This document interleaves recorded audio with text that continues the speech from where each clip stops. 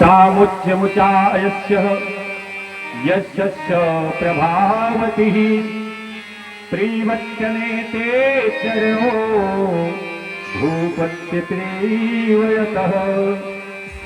पूतना कहने लगी मुच्य मुच्य, छोड़ो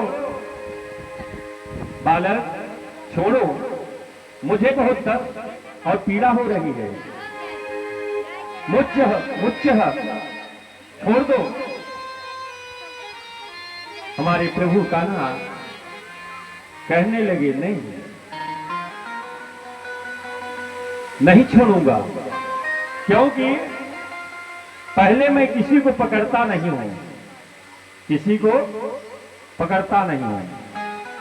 भगवान ऐसे मिल जाते हैं, कितना तप करना पड़ता है। क्यों भगत जी? बोलो राधे राधे। मैया जी परमात्मा कैसे मिलते हैं? ऐसे मिल जाते हैं साधारण नहीं ना। कन्हैया जी कहते नहीं छोड़ूंगा, पहले तो मैं पहले पकड़ता नहीं हूं, अगर किसी को पकड़ लिया तो छोड़ता नहीं। आप देख लिए पहले, अगर आप भक्ति करेंगे नहीं, अगर भक्ति में आप लीन हो गए तो आप लीन रहेंगे, फिर भक्ति के मार्ग को बदल नहीं सकते हैं। कन्हैया ने कहा नहीं छोड़ूंगा, क्योंकि अब मैं पकड़ लिया तो पकड़ लिया। इतना कह करके हमारे लाला ने बड़े जोर से स्तनपान करने लगे, खींचने लगे।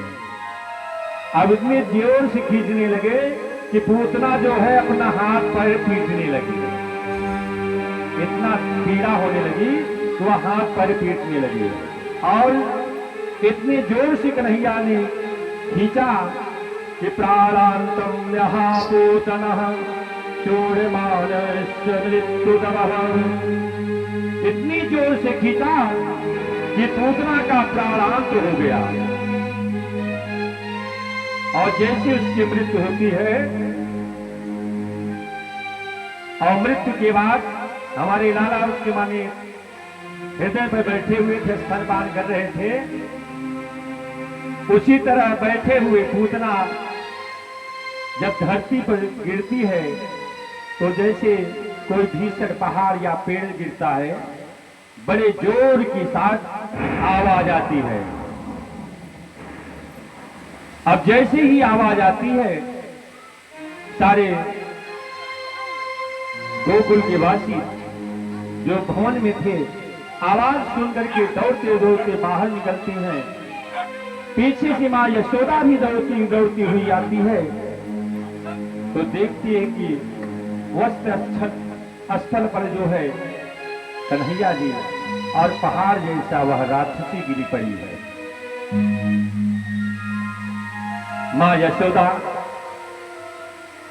दौड़ करके जाती है, अपने लाला को उठाती है, उठा करके उसका चुम्बन करती है, और करने के बाद गौशाला में ले जाकर के गोमूत्र, गो गोबर, गो दधी, गो दूध, इन सबको मिला करके अलग अलग वस्तु से लाला को स्नान कराती है। मां यशोदा कहती मेरा लाला पवित्र हो गया, क्योंकि एक राक्षसी ने इसका स्पर्श कर लिया।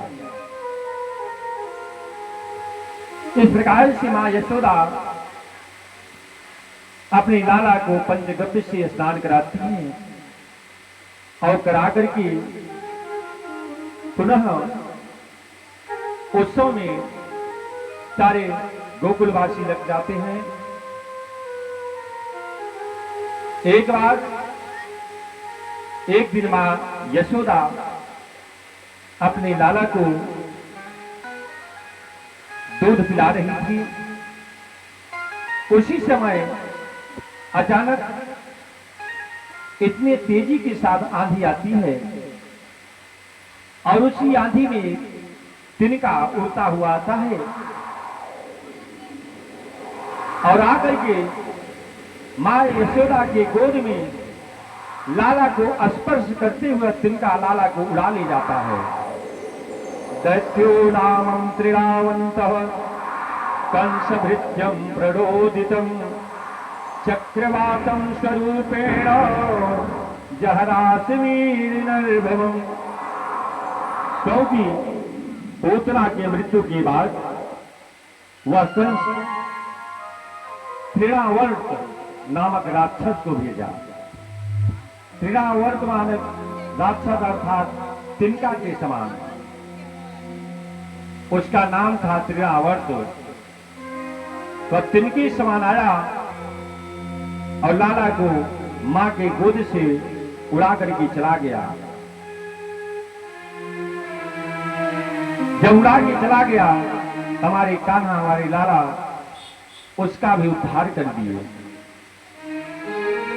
और यह जो है तृणावर्त जो राक्षस था, ये पूर्व जन्म में पांडु के यहां पांडु के देश में सहस्त्र नाम यह भी एक राजा था। परंतु एक बार यह गंधमादक पर्वत पर अपनी रानियों के सहित विहार कर रहा था, अर्थात घूम रहा था। और उसी समय उसी मार्ग से दुर्वासा ऋषि जा रहे थे। यह राजा अपने अहंकार में आकर के दुर्वासा महाराज को प्रणाम नहीं करता है, और प्रणाम न करने के कारण दुर्वासा ने श्राप दे दिया कि जाओ तुम अपने अहंकार में आकर के घमंड में आकर के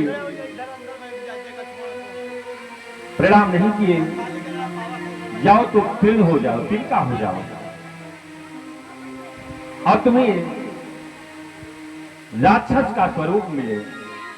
आज यही तृणावर्त राक्षस का उद्धार हमारे कन्हैया करते हैं। इसके बाद जन्म के बाद नामकरण का समय आता है। जब नामकरण का समय आ गया कि अब नामकरण होना चाहिए, तो नंद बाबा अपने गुरु और पुरोहित के पास गए,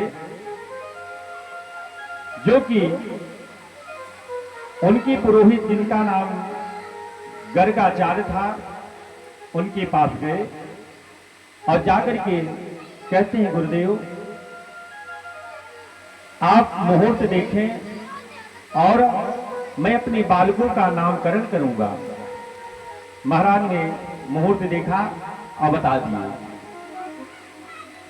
समय आया, गुरुदेव जी नंद बाबा के यहां आए, तो पहले के गुरु लोग महल में नहीं रुकते थे, उनका एकांत में निवास रहता था, गौशाला या कुटिया में। तो उन्हें गौशाला दिया गया और उस गौशाला को स्वयं मां यशोदा ने गोमय अर्थात गाय के गोबर से लीपी थी। और लीपने के बाद गर्गाचार्य महाराज जी वहां